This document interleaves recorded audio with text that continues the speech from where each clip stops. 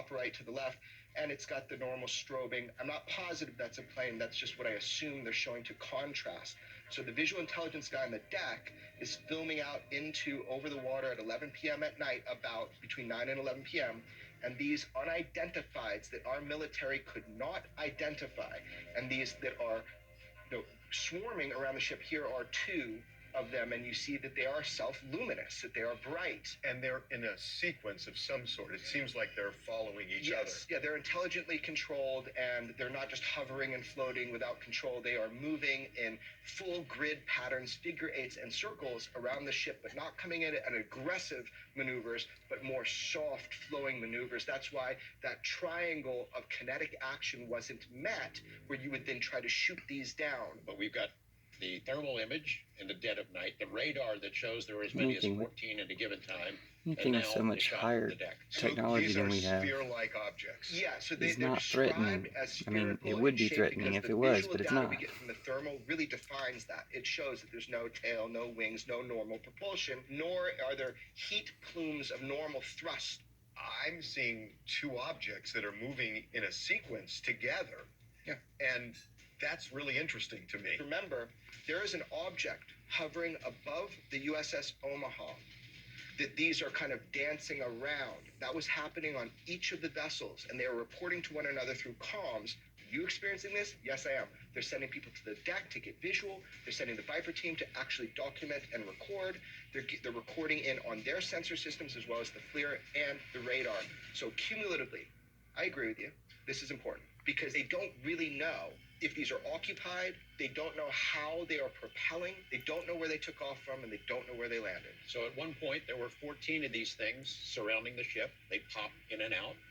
One came up right next to the ship, traveled along with it for more than an hour, made itself available for posing for photos in effect. Two of them were sitting right above the ship for a period of time. Yeah, so one was specifically above, and then numerous ones were swarming in different ways around. But again, multiple ships, same time, all on comms, similar experience. The ship has thousands of crew members, and most of them have iPhones. And so I find this extraordinary because I don't recall seeing a lot of video from ships.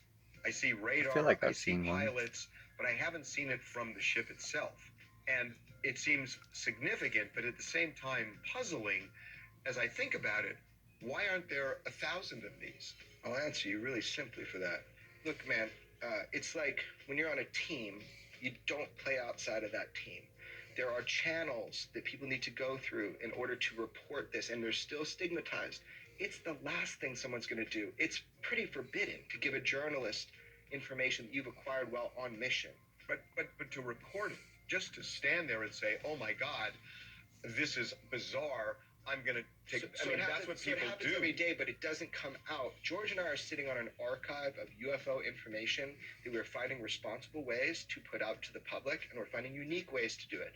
One of those ways is talking with you. Right now, the Pentagon spokesperson who's authorized to talk about this does not know that this video exists. But she will by the time you air this, because you'll ask her, and then she'll have to say, "Yeah, we've got it." Yeah, because we know that they have it. She will be given this. They will have this, if in their hands to confirm to you. Coming up, my name was being disparaged. They were going to put, quote unquote, put an end to me. The government's effort to attack, even ruin those who dare to speak out. I might never be able to serve in the government again. I might have to accept the career risks that cost so many other people. Christopher, I have to say, you are a melon. You come from a very famous family, a very well-to-do family. You didn't need this. I'm curious why.